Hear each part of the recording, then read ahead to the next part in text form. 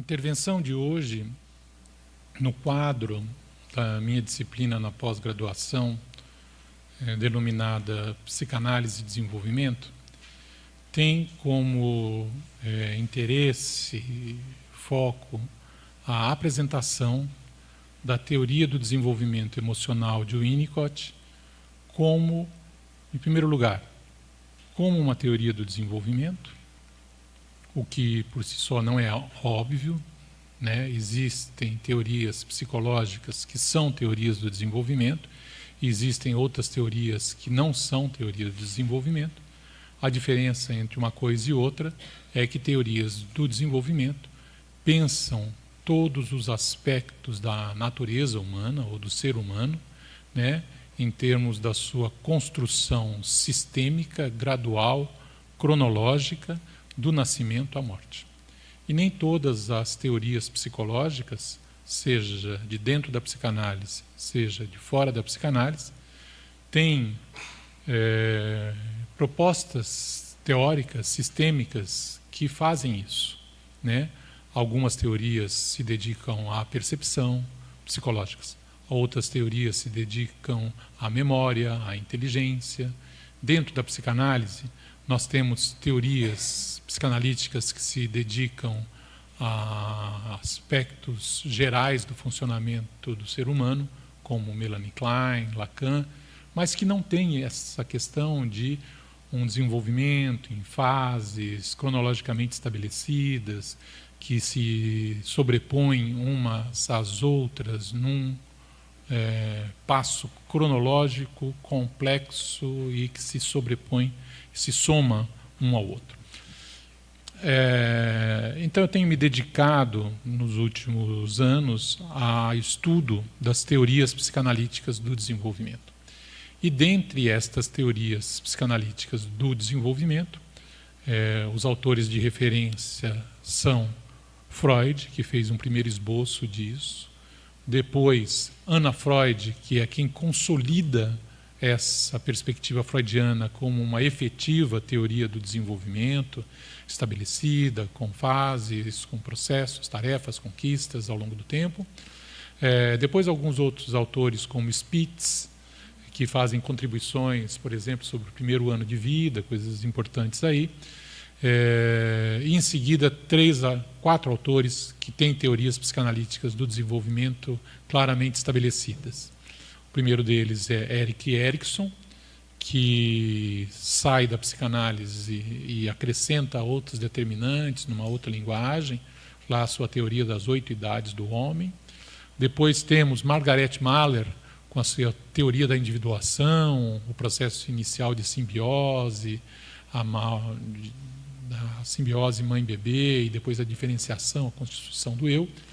Temos John Bowlby, que tenho trabalhado mais intensamente nesse semestre com vocês, que tem uma teoria do desenvolvimento também, às vezes não tão clara, mas que estabelece o processo de constituição do indivíduo em termos sistêmicos, com a sua teoria do apego. E temos o Winnicott com a sua teoria do desenvolvimento emocional, que é o que eu quero apresentar hoje para vocês de uma maneira sintética, para que vocês possam ter uma visão geral.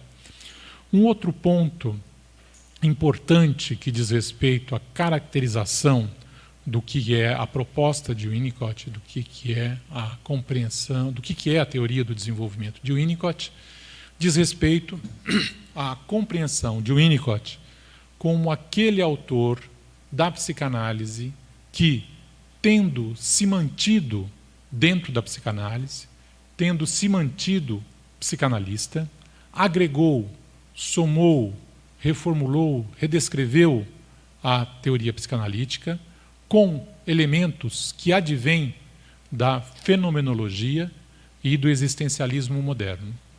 Isso, depois eu passo artigos para vocês têm referências de um trabalho mais intenso sobre isso, cuja tese ou hipótese central é a formulação de que a teoria psicanalítica com Winnicott é a realização, no campo da ciência, da psicologia esperada, desejada, formulada pelos fenomenólogos e pela analítica existencial de Heidegger. É a realização no campo da ciência daquilo que seria uma certa proposta filosófica, epistemológica, metodológica para a construção de uma psicologia científica que respeitasse a especificidade da natureza humana. Nesse sentido, as grandes inserções que o Winnicott fez, estruturais, dentro da teoria psicanalítica, foi a consideração da natureza humana enquanto aquilo que é determinado ou aquilo que tem essencialmente um problema de ser no mundo, né? Digamos assim, ele introduziu a noção de ser na psicanálise, e ao falar da natureza humana, o que é a natureza humana?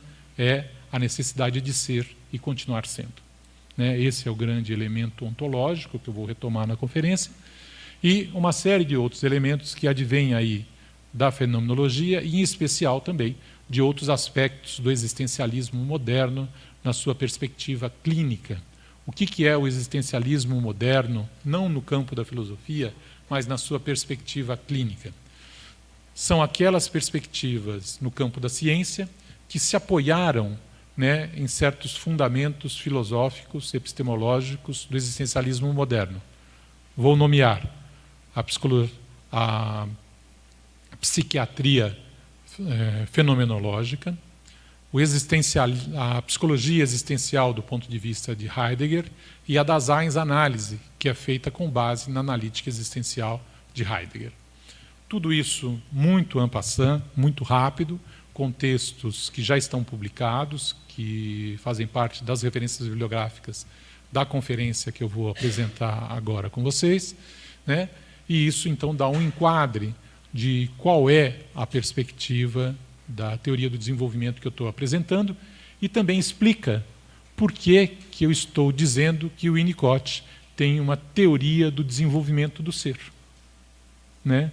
Não é uma teoria do desenvolvimento do aparelho psíquico, não é uma teoria do desenvolvimento das relações de objeto, né? É uma teoria do desenvolvimento do ser, porque o Winnicott coloca a noção de ser na base ontológica do pensamento, do seu pensamento, né? Então é isso que nós vamos apresentar. Esta conferência, hoje apresentada aqui com vocês, e deliberadamente escolhida para ser apresentada nesta sala onde temos gravação, ela faz parte também de um projeto onde eu vou estar chamando alguns colegas, filósofos, psicanalistas, para comentarem essa mesma proposta, né? Daí uma apresentação um pouco mais formal do que é essa compreensão de Winnicott. Então vamos começar propriamente a conferência de hoje. O título da conferência é esse: Winnicott e o desenvolvimento do ser, né? E eu quero apresentar para vocês uma visão de conjunto do que é essa perspectiva. Para ser bem objetivo, eu vou ler a minha conferência, né, para que eu seja mais preciso e objetivo no que eu quero tratar com vocês, e aí a gente assim pode acompanhar melhor. Alguns slides serão projetados para vocês me acompanharem um pouco melhor, em especial as citações, ou quando eu apresentar uma visão geral com certos gráficos, isso vai estar sendo apresentado. Então, essa proposta, o Winnicott e o desenvolvimento do ser, né, ela tem essa proposta que tem esse resumo que eu vou ler para vocês. Então, nessa conferência, proponho fazer uma apresentação esquemática da teoria do desenvolvimento emocional do ser humano, tal como Winnicott a descreveu, com base nas descobertas empíricas feitas pela psicanálise e na sua própria experiência como pediatra e psicanalista que tratou de bebês, crianças, seus pais, bem como os de adultos neuróticos, psicóticos e borderline. Oferecendo, então, uma visão de conjunto em algumas poucas pranchas que buscam apresentar a estrutura de seu pensamento e a descrição dos principais fenômenos que caracterizam cada uma dessas fases do desenvolvimento.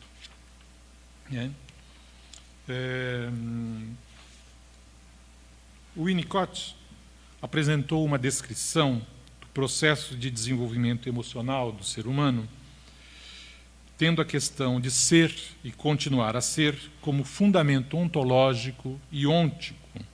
Ontológico é da lógica do ser e ôntico são os fenômenos propriamente ditos. Ele apresentou uma teoria do desenvolvimento composta por fases, cronológica e dinamicamente estabelecidas, que explicitam as diversas integrações, os diversos modos de ser e estar no mundo, seja na saúde, seja nos casos em que psicopatologias são geradas.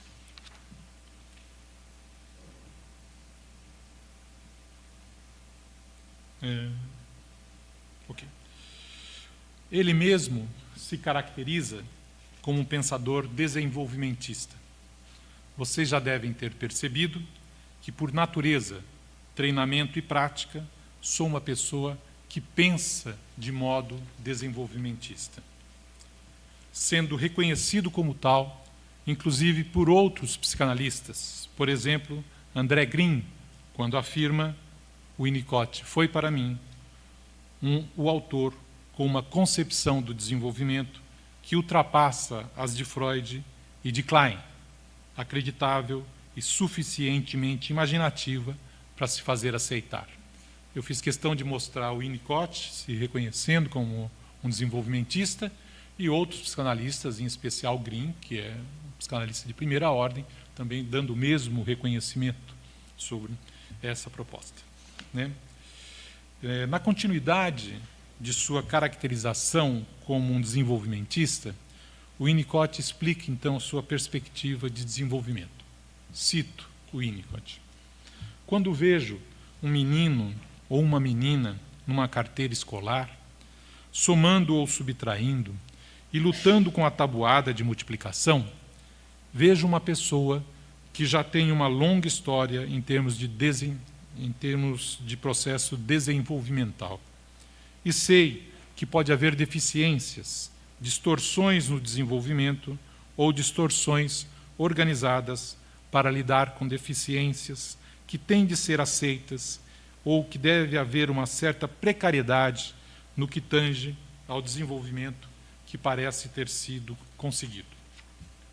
Vejo o desenvolvimento como indo em direção à independência e a significados sempre novos para o conceito de totalidade, que pode ou não se tornar um fato no futuro daquela criança, caso ela esteja e continue viva. Também tenho plena consciência do quanto se depende do meio ambiente e do modo como esse meio, inicialmente importantíssimo, continua a ter significado e vai ter significado, mesmo quando o indivíduo atinge a independência por meio de uma identificação com características ambientais, como quando uma criança cresce, se casa e cria uma nova geração de filhos, ou começa a participar da vida social e da manutenção da estrutura social. Vejam, aqui ele já apresenta o que seria o desenvolvimento, para onde vamos, o que é a inserção do homem no mundo, até o que é uma inserção saudável do homem no mundo. Esse desenvolvimento emocional, diferentemente do que fizera Freud, descrevendo e classificando o desenvolvimento em termos de modos de relação de objeto, impulsionados pelas pulsões, foi redescrito por Winnicott em função da questão da dependência que o ser humano tem em relação ao outro. Diz Winnicott: possuímos a única formulação realmente útil que existe da maneira pela qual o ser humano psicologicamente se desenvolve de um ser completamente dependente e imaturo para um estado maduro, relativamente independente. Então, nesse sentido, nós poderíamos caracterizar a teoria de Winnicott do desenvolvimento como uma teoria do desenvolvimento das relações de dependência, né? Essa é uma outra maneira mais descritiva de falar, e qual é o foco e mesmo qual é a maneira como ele vai classificar as fases do desenvolvimento, né? Nós vamos ver que ele vai classificar as fases do desenvolvimento em função dos modos de relação de dependência ou independência que o indivíduo tem. Muito bem. né? Há certos problemas para a compreensão da teoria winnicottiana do desenvolvimento, né? Certos problemas que diz respeito até ao próprio entendimento de Winnicott, que eu quero ressaltar com vocês.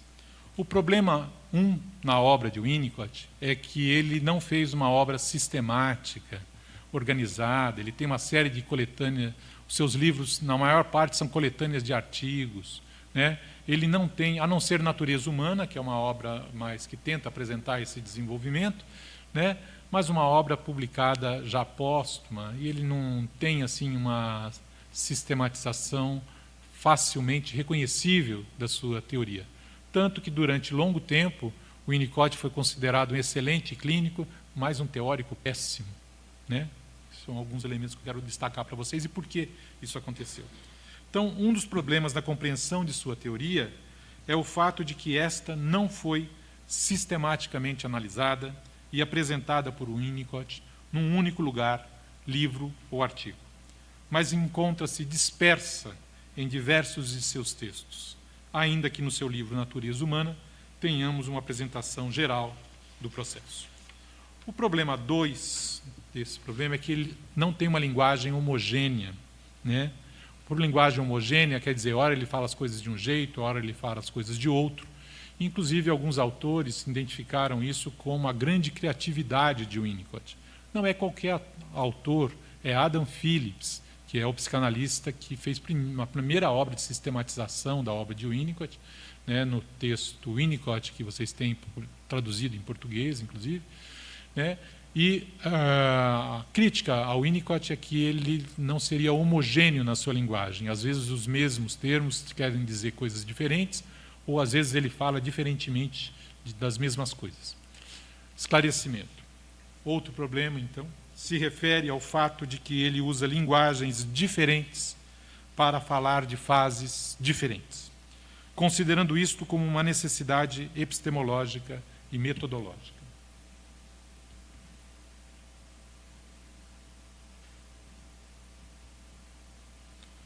A linguagem de uma parte específica é inadequada para as outras, considerando, por exemplo, que seria inadequado descrever as fases iniciais do desenvolvimento em termos de relações edípicas, né? O Winnicott percebe que falar sobre o bebê em termos de Édipo é um erro, porque o bebê não teria possibilidade de reconhecimento da situação edípica. Muito bem. Um terceiro problema diz respeito ao lugar que o Winnicott dá à sexualidade e à vida instintual. Outro problema para a compreensão da obra de Winnicott se refere, então, ao lugar que ele deu à sexualidade, não mais como presente desde o início do desenvolvimento, mas como um modo específico, mais maduro, de viver a vida instintual nas relações interpessoais, uma conquista do desenvolvimento.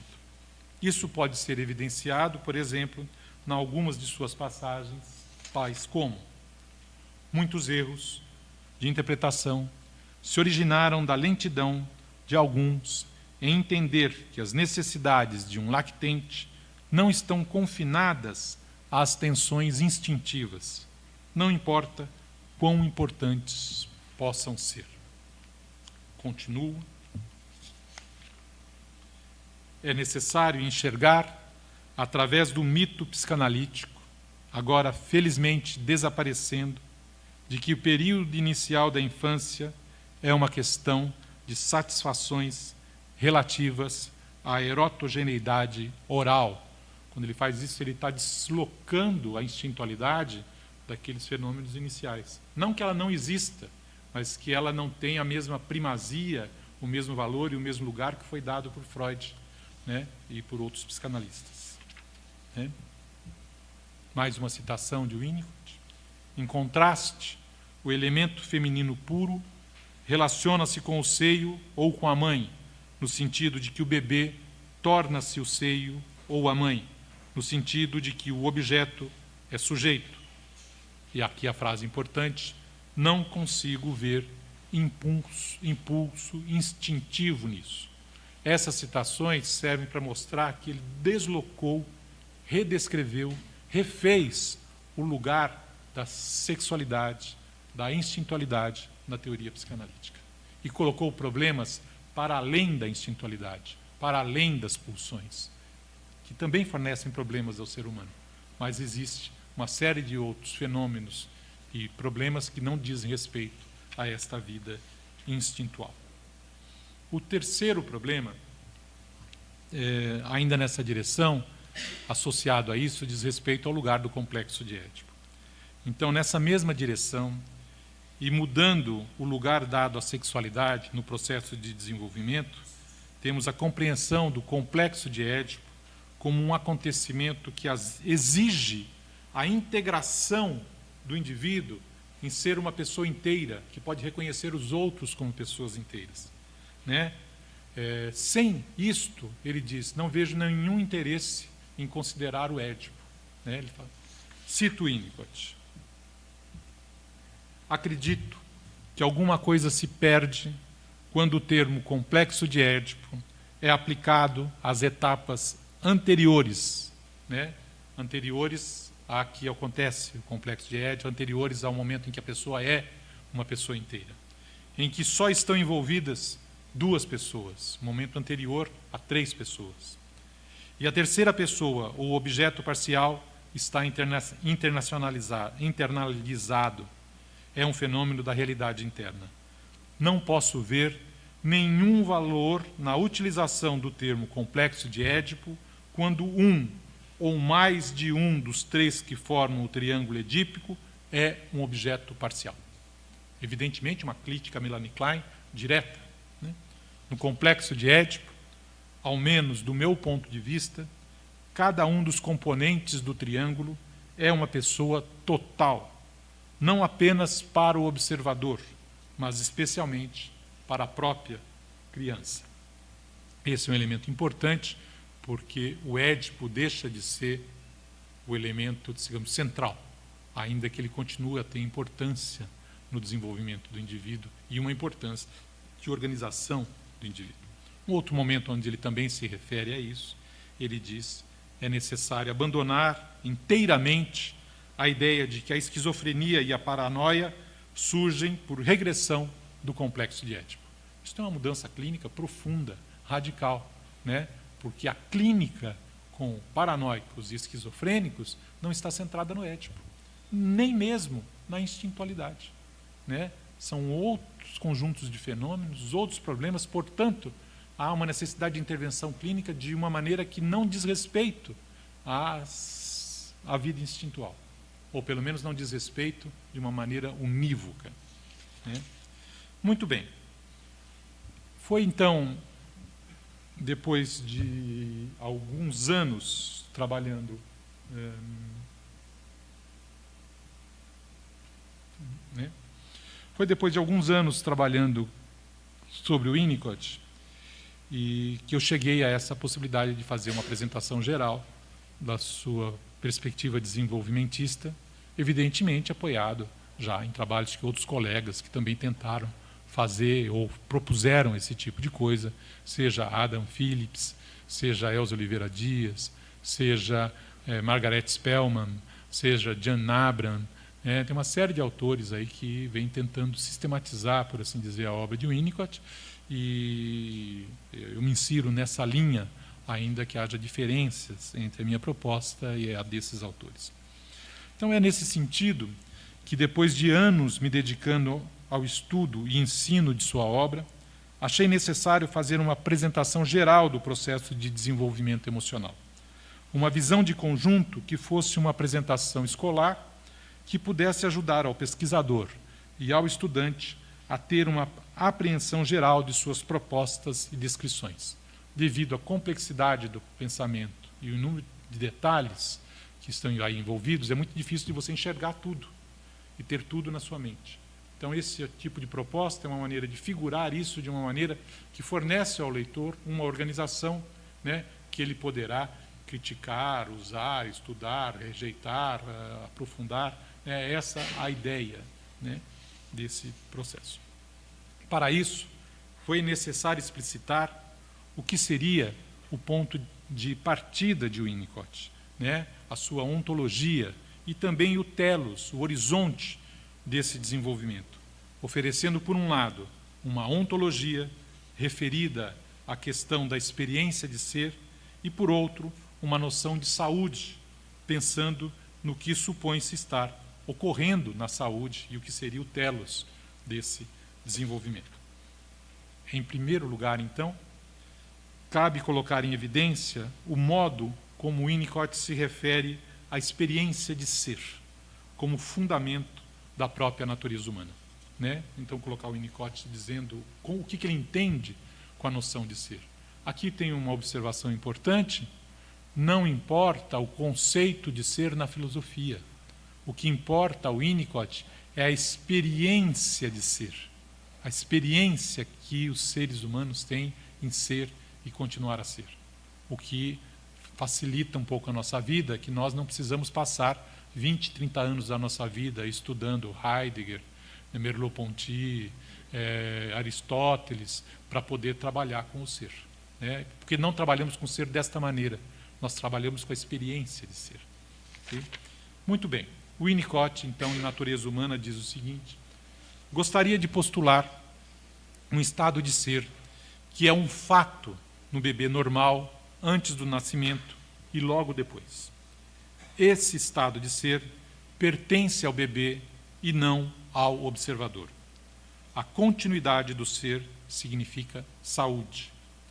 Se tomarmos como analogia uma bolha, podemos dizer que quando a pressão externa está adaptada à pressão interna, a bolha pode seguir existindo. Se estivéssemos falando de um bebê humano, diríamos sendo. Se, por outro lado, a pressão no exterior da bolha for maior ou menor do que aquela em seu interior, a bolha passará a reagir à intrusão. Ela se modifica como reação a uma mudança no ambiente e não a partir de um impulso próprio. Em termos do animal humano, isso significa uma interrupção no ser, e o lugar do ser é substituído pela reação à intrusão. Cessada a intrusão, a reação também desaparece e pode haver, então, um retorno ao ser. Em diversos outros momentos, ele fala sobre essa noção, o que é isso. Isso, Winnicott, eu tenho um texto sobre todas as vezes que o Winnicott falou sobre a noção de ser na sua obra, e é mais no final da sua obra que ele usa isso de uma maneira mais conceitual e não como um modo de falar. Né? Isso também está publicado em artigo para vocês poderem analisar. Tendo essa noção de ser como fundamento, é daí que partimos, por assim dizer, eu quero dar o outro ponto do desenvolvimento, a outra ponta do desenvolvimento, que é a noção de saúde, o telos para onde iríamos. Então, numa das suas descrições do que é a saúde, ele diz: a vida de um indivíduo são, ou seja, saudável, se caracteriza mais por medos, sentimentos conflitantes, dúvidas, frustrações, do que por seus aspectos positivos. O essencial, veja que o Winnicott não tem uma ideia de que a vida é cor-de-rosa, de que é cor-de-rosa sem sexualidade para menininhas casadouras. Não é nada disso. Né? Então, há o reconhecimento da importância da sexualidade, do conflito, das ambiguidades, de impulsos amorosos, destrutivos, tudo isso faz parte do pensamento de Winnicott. Continuando a sua caracterização do que seria a saúde. O essencial é que o homem ou a mulher se sintam vivendo sua própria vida, responsabilizando por suas ações ou inações, sentindo-se capazes de atribuírem a si o mérito de um sucesso ou a responsabilidade de um fracasso. Pode-se dizer, em suma, que o indivíduo saiu da dependência para entrar na independência ou autonomia relativas, porque ninguém é independente de forma total. Okay? Ora, só isso já nos fornece alguma coisa que é de onde a gente parte para onde a gente chega, e que poderia também nos oferecer uma informação sobre os objetivos do tratamento psicanalítico, né? Aonde queremos que nossos pacientes possam chegar. Basicamente, nós queremos chegar que eles possam encontrar um lugar para viver, mesmo com uma vida dura, difícil, mesmo com sintomas, às vezes, obsessivos, psicóticos, paranoicos, né? Seja lá como for, mas possa encontrar um lugar para ter uma vida própria, né?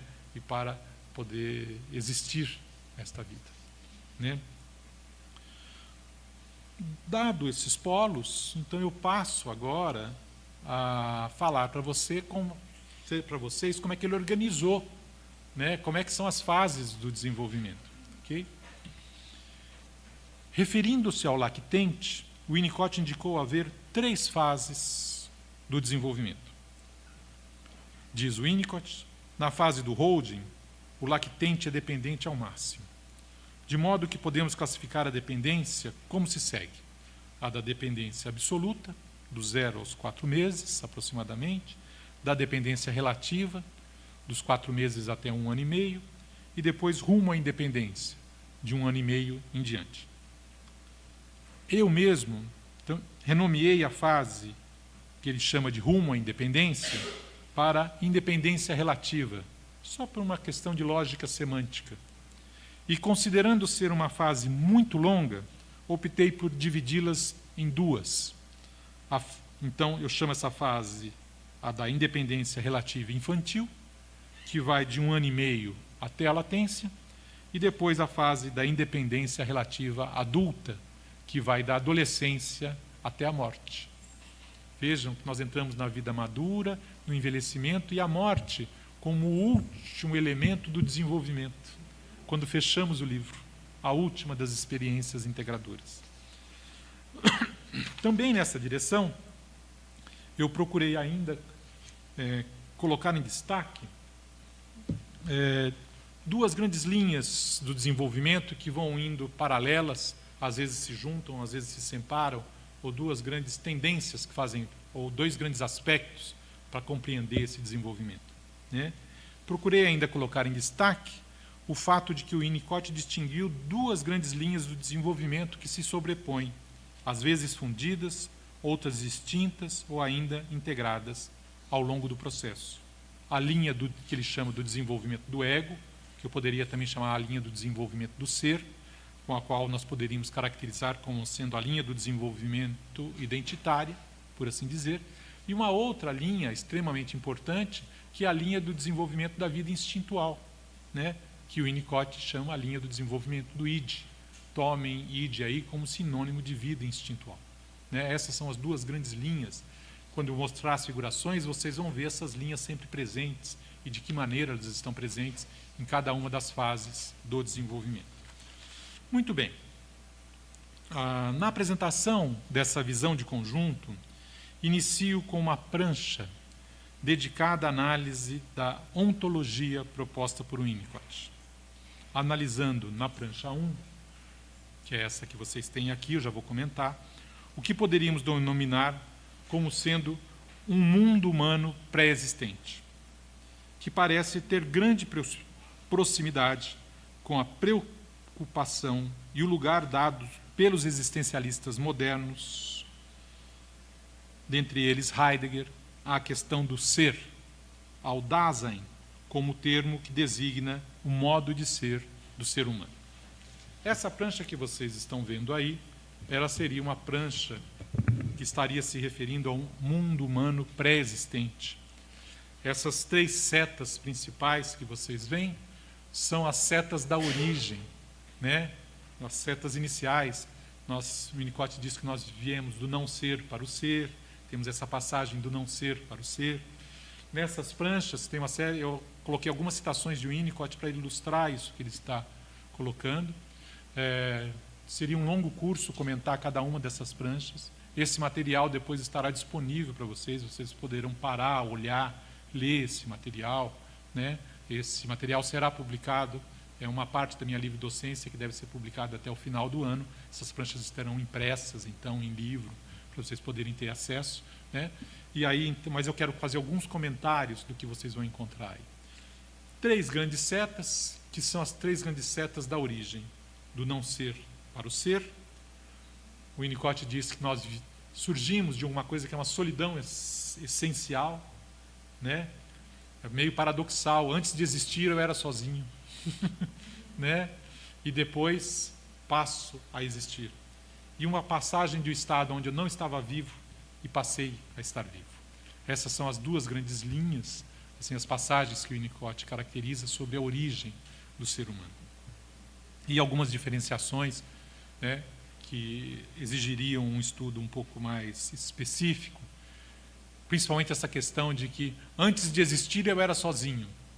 E quando eu passei a existir, como eu não tenho condições de perceber o mundo, eu também me sinto sozinho. São duas solidões essenciais diferentes. A uma é uma solidão essencial metafísica. Eu sou sozinho antes de existir. E a outra é uma solidão essencial porque só existo eu. Porque o bebê não tem condições de reconhecer uma realidade não self. Né? É essa a formulação meio paradoxal, né, que nós estaríamos colocando aí. Na última parte desse slide, tem algumas referências a Heidegger. Heidegger usa a palavra Dasein. Dasein é a palavra alemã para designar qual que é a estrutura ou o modo de ser do ser humano por diferença aos outros entes existentes. Né? E Heidegger nos difere de uma pedra, de um cachorro, de um ser vivo, e ele nos dá a especificidade disso. Retomando Heidegger, essa primeira citação aqui à esquerda, num livro que tem um título maravilhoso, que se chama Mundo, Finitude e Solidão, né? Ele diz, é difícil explicar o que é o homem, mas eu vou tentar explicar o que é o mundo para o homem.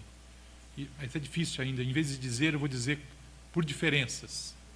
Uma pedra, uma coisa inanimada, é sem mundo, não importa se ela está em cima da mesa, embaixo da mesa, no fundo do oceano, não importa se cai um caminhão em cima dela, para ela mesmo, tanto faz. O meu cachorro tem um mundo que é sempre o mesmo. Eu chego em casa, ele late, quer passear, procura a coleira, eu vou na padaria e volto, ele faz a mesma coisa, certo? Esse mundo se repete. Heidegger diz, o animal é pobre de mundo. E o ser humano é o único que cria, que forja o mundo no qual vive. Essa é a essência do Dasein, criar a si mesmo, o outro e ao mundo em que vive. E isso está em consonância profunda com a obra de Winnicott. Duas frases, uma de Heidegger e uma de Winnicott, para vocês verem a proximidade desses dois pensadores. Há uma delas onde Heidegger diz, o homem é o guardião do nada. Que nada?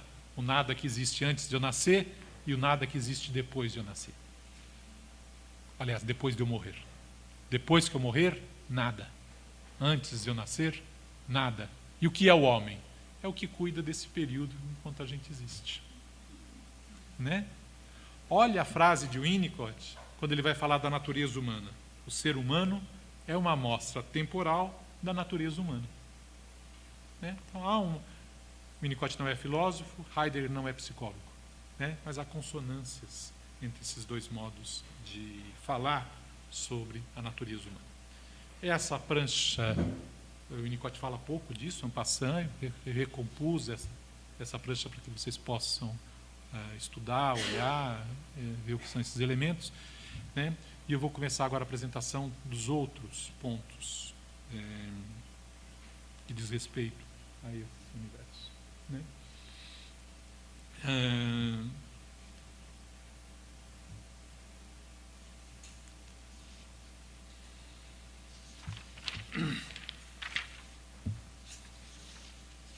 Então, eu quero falar agora com vocês, retomar quais são as fases do desenvolvimento.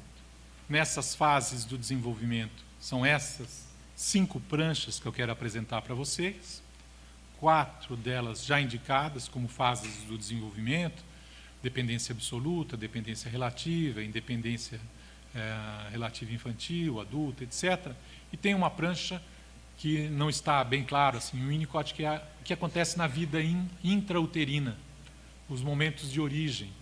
Aquilo que eu falei antes para vocês é metafísica, com um pezinho na física. Agora o que eu quero falar para vocês é a origem, esses pontos iniciais da existência. E o que vocês vão ver que eu também estarei organizando estas fases do desenvolvimento, né, classificando, diferenciando fenômenos da seguinte maneira. Vocês vão ver 4 ou 5 colunas horizontais que vão sempre se referir à mesma coisa em cada uma das faixas.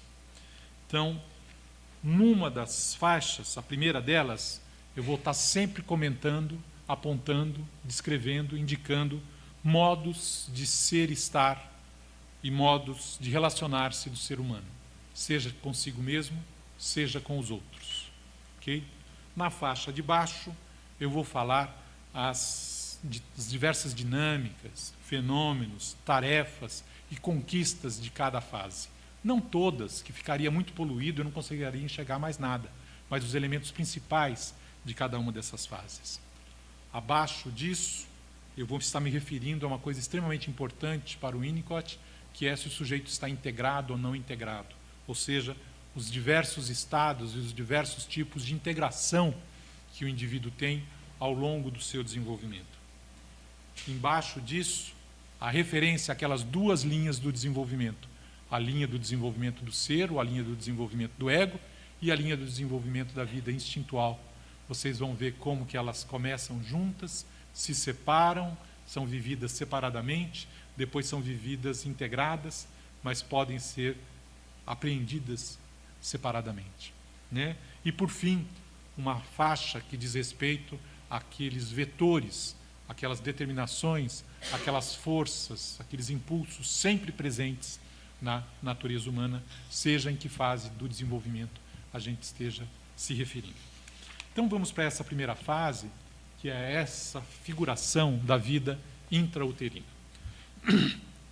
Então, aqui na esquerda, vocês têm lá as faixas, como eu apresentei para vocês, né? Modos de ser e estar, modos de se relacionar, as integrações ou experiências, as linhas do desenvolvimento, ontologia e fundamentos motores, né? Lá em cima, vocês vão estar vendo faixinhas coloridas que vão estar identificando diversos modos de ser e estar, que são caracterizados em cada fase, mas seguem para a vida inteira, né? Eu vou dando a origem disso e como isso acontece, né? E aqui embaixo, em termos de ontologia, as forças sempre presentes, por assim dizer, né? Onde nós teremos sempre a necessidade de ser e continuar a ser. Há alguma coisa que o Winnicott se refere como uma tendência inata à integração, que faz parte da natureza humana. Não que nos integremos sempre, mas que é um impulso sempre possível, né? Mas sempre também possível de ser estragado, por assim dizer. Temos uma outra coisa que ele vai identificar como uma coisa que está sempre presente na existência, que é o que ele chama de impulso amoroso primitivo. Nós podemos identificar isso inicialmente como sinônimo de vitalidade e de motricidade. No feto é isso. Depois isso se apresenta na vida de diversas maneiras. E um último elemento, que é um termo, uma questão difícil de ser entendida. Tem uma doutoranda minha, Márcia, que está fazendo uma tese preocupada com a elaboração imaginativa, com o modo de dar sentido às experiências existenciais e com modos específicos disso acontecer no encontro clínico. Mas aqui identificado como um fenômeno que está sempre presente ao longo de toda a existência, ainda que se realize de diversas maneiras, né? Se vocês olharem bem, vocês estão vendo que tudo não parece, a vida psíquica, por assim dizer, não começa com a concepção. A concepção tem um ponto aqui, e em algum momento depois da concepção, que eu não sei precisar qual é, né, acontece eu passo a ser, né? É uma coisa difícil de entender, mas que eu vou usar um paralelo que vocês podem se aproximar um pouco, que é a ideia de que numa criança anencefálica, ela não chega aí, é só a carne que se desenvolve. Mas tem um determinado momento, numa criança que tem um sistema nervoso que se constituiu, onde começam a acontecer fenômenos que dizem respeito a dar sentido aos acontecimentos existenciais. E é aí que nasce o psiquessoma, é aí que nasce a psique, por assim dizer. Eu digo que nasce a psiquessoma porque nesse momento da origem, o Winnicott dirá que no início o psique e o soma são uma coisa só. Quando eu falei sobre o ser para vocês, eu não disse que era uma bola dentro da outra, a bolha? Essa é a figuração básica, né, que o Winnicott vai falar. Então eu começo agora a falar aqui, quando é a origem. que na verdade não é um momento, são diversas origens, né? E vou apontando algumas características de fenômenos que estão acontecendo aqui dentro da barriga da mãe. Ou seja, enquanto feto, que já pode dar sentido às coisas, não tem nada a ver com palavra, não tem nada a ver com significante, né? Tem a ver com dar sentido aos acontecimentos existenciais. Okay? Neste momento, onde psique e soma são uma coisa só, o que se chama linha do desenvolvimento do ego e linha do desenvolvimento do id são a mesma linha, né? Eles são, eu diria, nem mesmo amalgamados, são uma linha só. Ok? A criança vive uma coisa só. Aí. Muito bem. Quando chega o nascimento, né, nós temos agora a próxima prancha, né? E essa fase que eu poderia considerar, às vezes alguns autores consideram que essa fase chamada dependência absoluta já começa na vida intrauterina. Não sei dizer se sim ou se não, poderia se chamar, mas eu quis destacar o que está acontecendo na vida intrauterina como um fenômeno específico.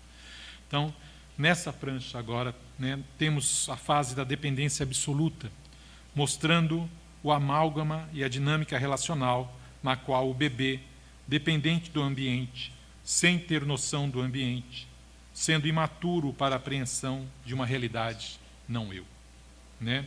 Diz o Winnicott sobre essa fase da dependência absoluta: nesse estado, o lactente não tem meios de perceber o cuidado materno. Ele é imaturo para isso, que é, em grande parte, uma questão de profilaxia. São esses cuidados maternos que cuidam da saúde, né? O bebê não pode assumir controle sobre o que é bem ou mal feito, mas apenas está em posição de se beneficiar ou de sofrer distúrbios. Muito bem. Novamente, modos de ser e estar, experiência, integrações, experiências, linha de desenvolvimento. A experiência que o bebê tem nesse momento aqui, e que ele tinha já dentro da barriga da mãe, é só de ser. É uma experiência sou, sem nenhum predicado, sem nenhum outro qualificativo, a não ser esse. É quase que um imperativo, né? Sou. Né? É essa a experiência fenomenológica que está acontecendo. E quando o bebê tem essa experiência da mãe o alimentando, atendendo às suas necessidades, e o bebê achando, ou o bebê não tendo condições de perceber o ambiente, ora, se o bebê não tem condições de perceber o ambiente, o que acontece? Só existe ele, para ele. Do ponto de vista do observador, você vê uma mãe e um bebê. Do ponto de vista do bebê, só tem ele. E de repente aparece o seio da onde? Das suas necessidades. Como do fogo nasce o calor, sem que o fogo precise fazer algum esforço para que o calor apareça. Então os objetos da necessidade do bebê aparecem para o bebê como que por mágica, mas do ponto de vista do observador, uma grande sustentação, um grande conjunto de ações, por assim dizer, né? Então, há muitas coisas assim aqui a serem comentadas que têm a ver com isso, as conquistas, como é que é essa relação inicial, de amálgama mãe-bebê, da mãe suficientemente boa, que estando no estado de preocupação materna primária, atende às necessidades do bebê, de como que começa a nascer uma noção de temporalização no bebê, o tempo do bebê, espacialização, o espaço do bebê, ou um tempo próprio, ou um tempo subjetivo, ou um espaço subjetivo, né? São as primeiras experiências de si mesmo, experiências de sou eu que estou mamando, ainda que não tenha nenhuma reflexão sobre isso, né? Então aqui depois vocês podem ler essas pranchas e ver essa série de fenômenos que vão acontecendo aqui, né? A intenção da conferência de hoje é apresentar o quadro e não aprofundar a leitura do quadro, só que vocês possam ter uma noção da história. O bebê aqui é amalgamado à mãe, por assim dizer, né? E acontece uma coisa fantástica. Na hora que o bebê nasce, a linha do desenvolvimento do ser e a linha do desenvolvimento instintual são vividas separadamente pelo bebê. Como assim? O bebê sente as pressões instintuais como se viessem de fora e não como uma coisa dele, né? Ele sente, então, que a fome ou mesmo a excitação é uma coisa que o atinge e não como uma coisa que é produzida por ele mesmo. Okay? Ou seja, a linha do desenvolvimento do ego e a linha do desenvolvimento do id se separam e são experienciadas diferentemente. O bebê nesse estado está num estado de não integrado, ainda que ele tenha certa... Quando ele está bebendo, mamando lá com a mãe, né? A mãe vai, senta, dá o peito, o bebê mama nesse peito. Na hora que tudo acontece direitinho, ele tem a experiência de que é ele que está mamando. Né? Mas acabou isso, se desvanece tudo. Não tem uma unidade que permanece nessa história. Né? Então, ainda que ele tenha uma experiência de ser, ela não é uma experiência de ser integrado. Ela vai, estados excitados, estados tranquilos, né? Isso que vai acontecendo. E eu caracterizei, então, esse estado do bebê aqui como um estado não integrado. Né? E junto com isso, essas forças ou tendências sempre aí acontecendo, impulsionando, determinando, presentes nos processos de desenvolvimento. E isso nos leva, mais ou menos, até o 4º mês de vida. Né? Muito bem. Na próxima prancha, é a fase da dependência relativa, de 1 ano e meio, de 4 meses até 1 ano e meio.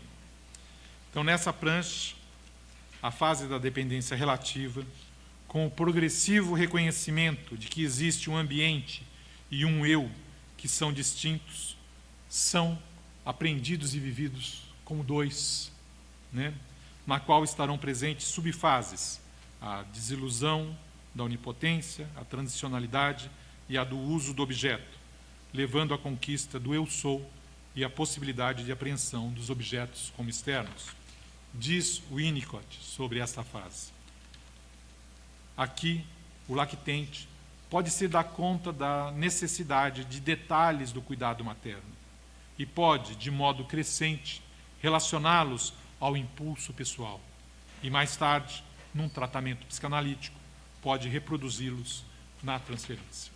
O que é importante aqui é que depois da fase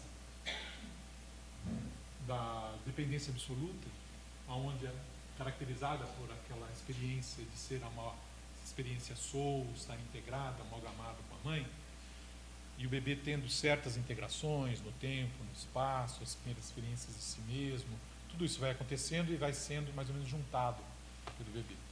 Num momento em que o bebê começa a desenvolver alguma coisa que é a possibilidade de uma pequena lógica do se e então.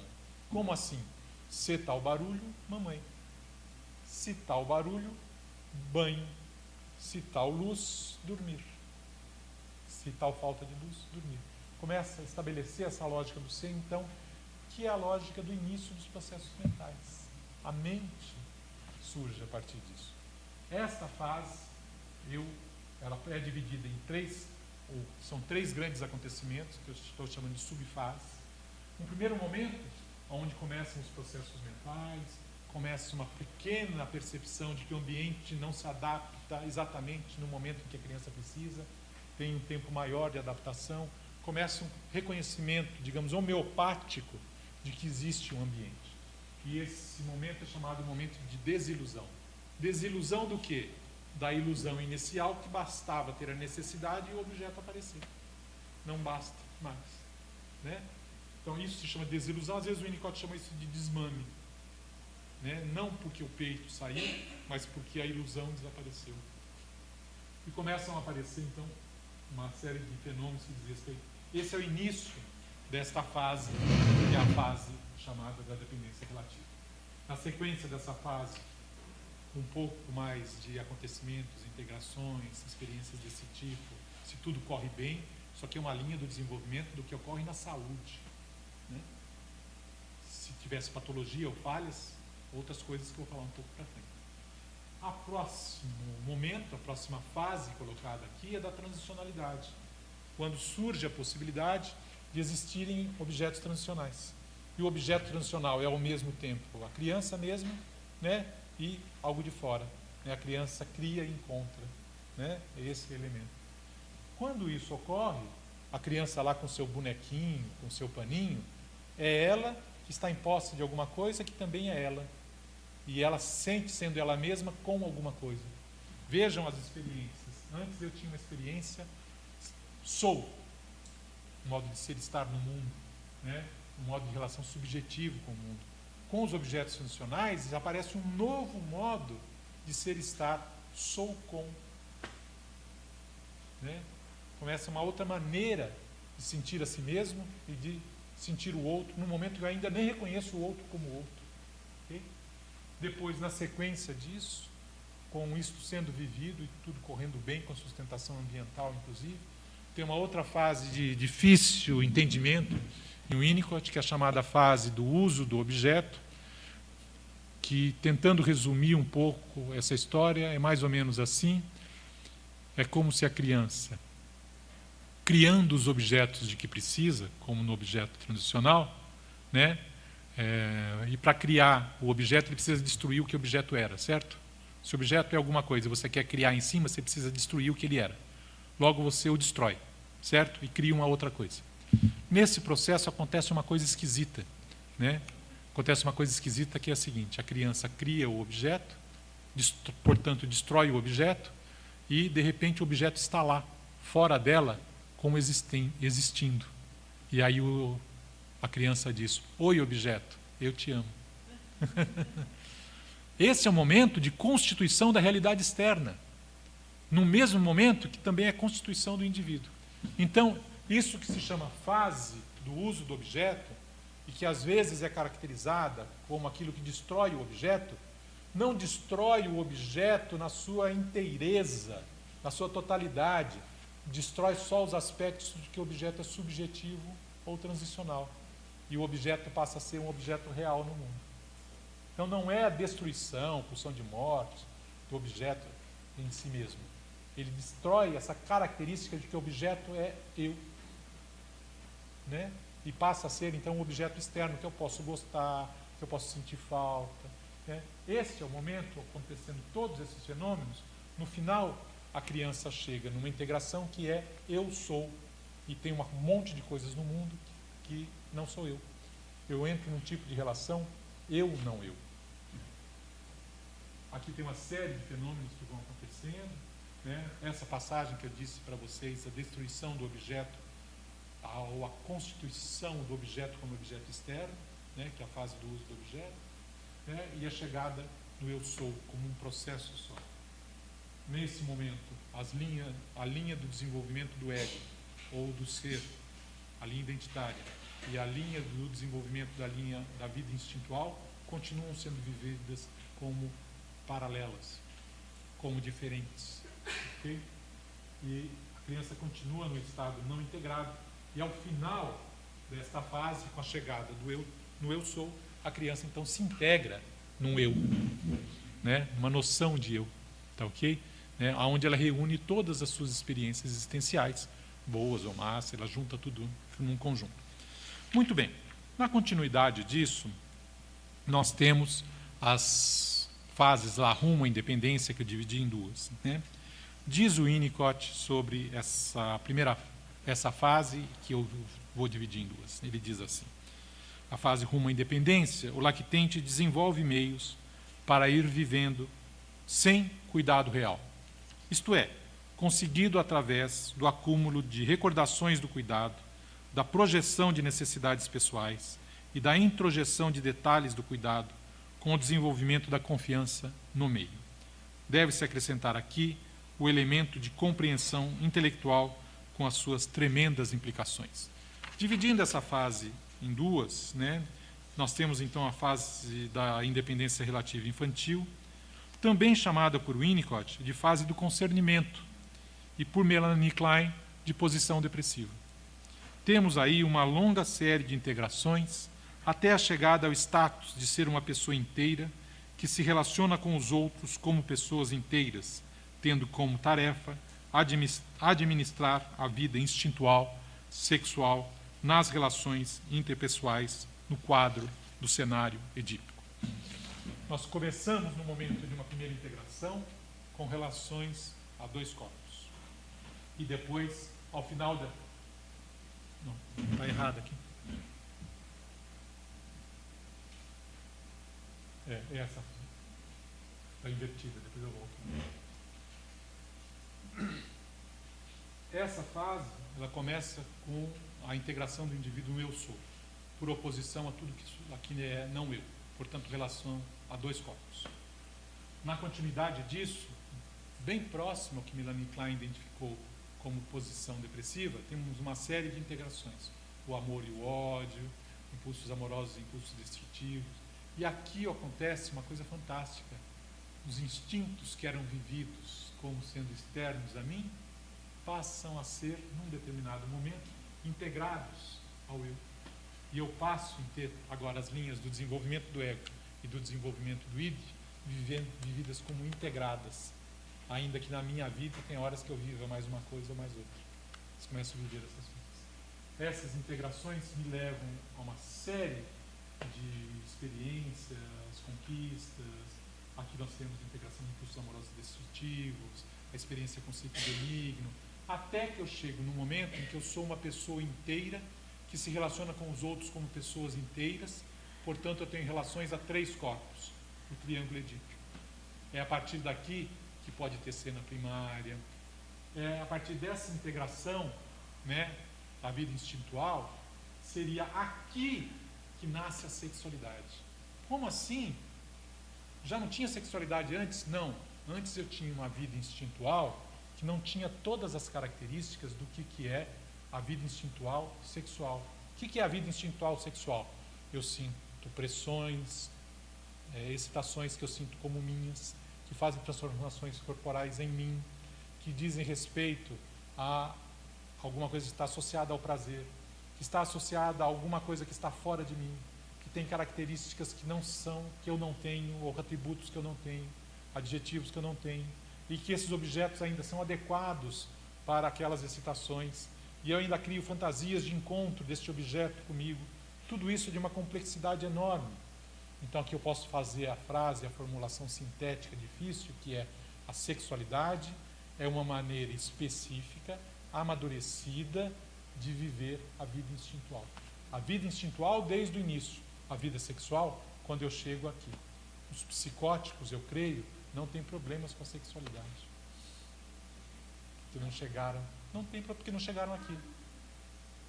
Os problemas deles são de outra ordem. Eles têm problemas instintuais.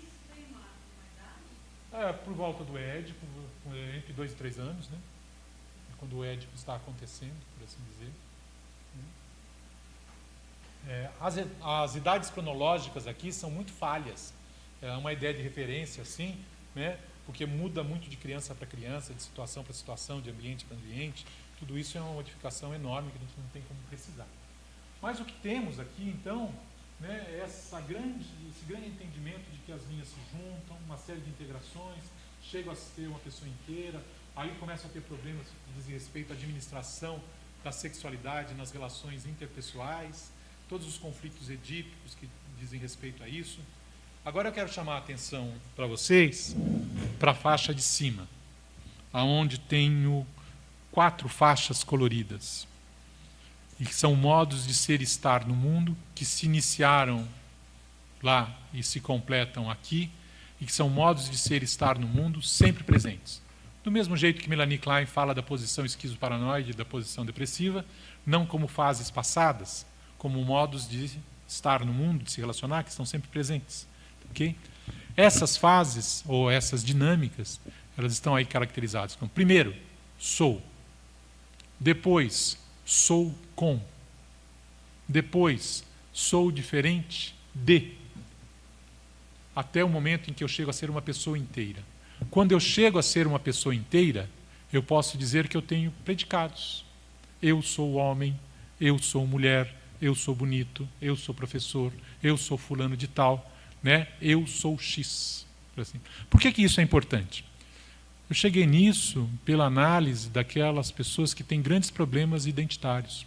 Por exemplo, as pessoas que precisam fazer mudança de cirurgia para mudar de sexo, as pessoas que precisam fazer transformações plásticas ou transformações corporais, seja com tatuagem, seja com coisas mais radicais, muito grandes.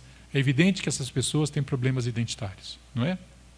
Só que eles tentam resolver o problema identitário com predicado. Na verdade, não sou homem, sou mulher.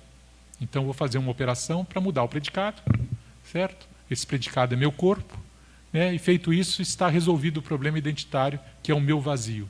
No entanto, muitas dessas pessoas têm problemas em sou com, sou diferente de, né? Problemas anteriores à possibilidade de predicação, né? E via de regra, o que você vai ter? Fracasso. Modificações deste calibre que não fornecem ao indivíduo aquilo que ele está procurando, né? Bom, nós teríamos que entender o que estamos chamando de transgênero, né? Porque há uma ideia de que eu nasci no corpo errado, né? Isto é uma ideia muito criticável para a psicanálise, porque não existe um cérebro de homem ou um cérebro de mulher.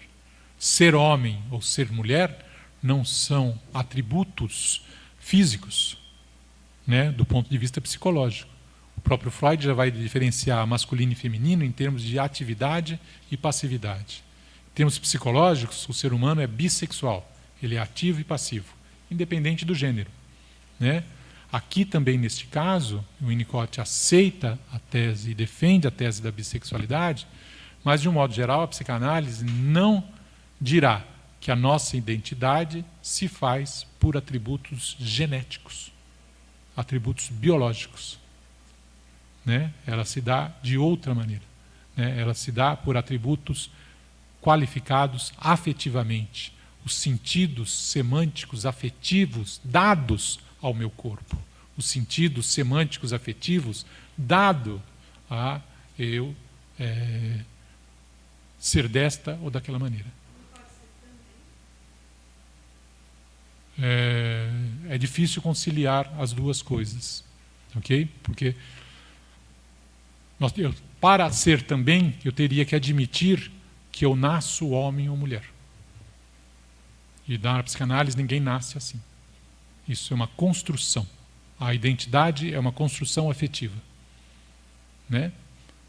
Que o corpo esteja presente, que há uma diferença anatômica entre os sexos, não há dúvida. O sentido que é dado a isso, há muitas dúvidas. Mesmo os hormônios. Se você vê em epigenética, não basta ter o gene, não basta ter os hormônios. A questão é o sentido que é dado a esses acontecimentos, né?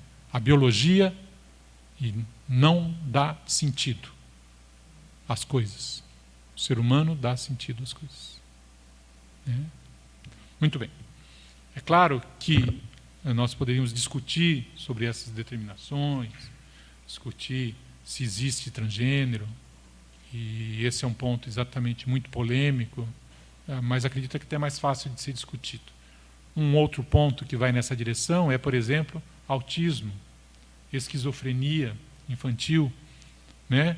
É genético ou não é genético? Tem determinações orgânicas, não tem determinações orgânicas?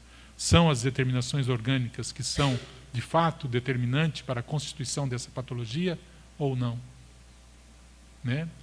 E, no extremo, peguemos alguma coisa que também é mais fácil de ser entendida. Uma criança com síndrome de Down. É evidente que há uma determinação orgânica no que ela é. Mas como ela se sente Down? Qual é o sentido que ela dá a este Down?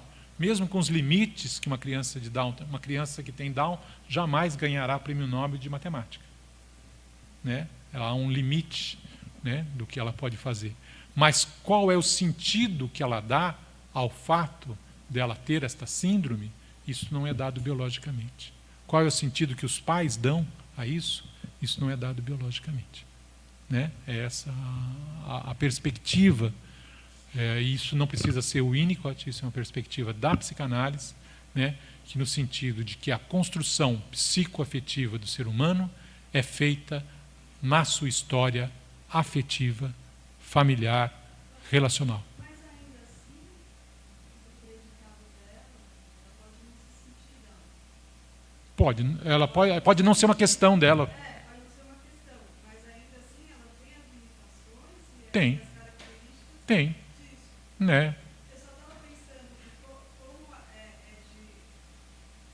enfim, é que é muito hoje em dia da gente ver as coisas de um jeito mais Sim. menos é isso ou é aquilo. Isso é uma fase boa, eu acho. E também eu acho que essa eterna luta do genético com informação Aqui, também pode ser visto dessa forma. não, eu diria o seguinte: a psicanálise não quer, seja Freud, seja Winnicott, seja Lacan, seja Bion, seja o que for, ela, fazendo uma posição bem freudiana, ela não deseja ter a prerrogativa de ser a única a dizer o que acontece no mundo. Ok? Mas, do seu ponto de vista, ela vê aquilo. Né? E ela diz, então, ela pode dizer, numa família que tem uma criança com síndrome de Down, como é que são construídos os sentidos afetivos, emocionais, semânticos, quais os sentidos dados existenciais a essa singularidade. Então, mas eu falo isso porque quando o Marina começou a fazer as primeiras cirurgias na década de 70, o psicólogo era também jurista. Isso é uma qualidade boa. Concordo. Né? Não vejo nenhum problema. Muito bem. Retomando o foco, esses modos de ser e estar, eles identificam modos de ser e estar do indivíduo, mas se vocês quiserem, eles também vão identificar, caracterizar modos de relação transferencial com o paciente. Né? Eles especificam modos de relação do indivíduo com o ambiente, com o outro. E, nesse sentido, também caracterizam modos de relações transferenciais, diferenciados, com ações diferenciadas no modo de tratar a transferência. Né? Muito bem. Dado esse estado, essa integração, né, temos essa passagem dos estados recém-integrados para os estados integrados. Né? E vamos, então, à última prancha. Né? Na prancha, isto. Ao final, temos a fase da independência relativa, adulta, que começa com a entrada na adolescência e segue por todo o espectro da vida adulta, culminando com a última das experiências de integração, a morte e o retorno ao não ser. Aí eu caracterizei lá em cima esses modos de ser e estar, que permanecem durante a vida toda. Caracterizei alguns aspectos da adolescência, principalmente quando o Winnicott nos aponta que os adolescentes nos ensinam esse elemento importante, que mais importante do que a sexualidade é ter um lugar no mundo. E aí aquela frase famosa dele, primeiro ser, depois fazer, né, que esse é o elemento mais fundamental. Lembremos que o Winnicott é um dos autores psicanalistas que mais escreveu sobre adolescentes. Freud não escreve quase nada, Melanie Klein um parágrafo ou outro, né? E o Winnicott tem no mínimo uns 10 textos sobre adolescente. Né? Depois fiz uma caracterização da noção de saúde, né? E um pouco que eu li para vocês, o que é essa característica de saúde, que ultrapassa as concepções de saúde referidas à vida instintual. Tem toda uma questão de estar no mundo, ter uma vida própria, né? Poder se responsabilizar pela vida, etc. Okay? Então fui dando diversos aspectos da saúde, que inclusive a vida social, a riqueza na vida social é um dos aspectos da saúde, e caracterizei a morte, como o próprio Winnicott caracteriza, como o último elemento integrador da existência. É quando fechamos o livro. Né? Tanto que o Winnicott tem aquela formulação notável, quase literária, né? Que é: espero que quando a morte chegar eu esteja vivo para ter essa experiência. Né? E nós sabemos que muitas pessoas morrem antes, né? E continuam com o corpo lá, né? Às vezes jovens, né? E passam a vida como zumbis. Okay? Muito bem. A esse conjunto que nós poderíamos seguir conversando, distinguindo, e que levanta muitas questões, né? A esse conjunto assim desenhado, deveríamos acrescentar uma apresentação que marcasse em que momento desse processo de desenvolvimento localizamos a gênese das diversas psicopatologias. Porque nós vimos isso tudo que eu apresentei para vocês na saúde. né? E quando acontece alguma coisa, né? E aí, então, identificar cada uma das fases, ou alguns momentos das fases, com as gêneses de algumas psicopatologias. As psicoses são as pessoas não integradas ou que chegaram à integração e perderam a integração. Diz respeito ela é gerada em problemas nas fases mais primitivas do desenvolvimento, geradas por falha de sustentação ambiental. Aqui poderia ter a discussão, mas não é gerado também organicamente, não tem determinações orgânicas, ao que o Winnicott responderia. Estou considerando aqui as determinações orgânicas também como falhas ambientais. Não o ambiente externo, mas o ambiente onde o indivíduo é. Né?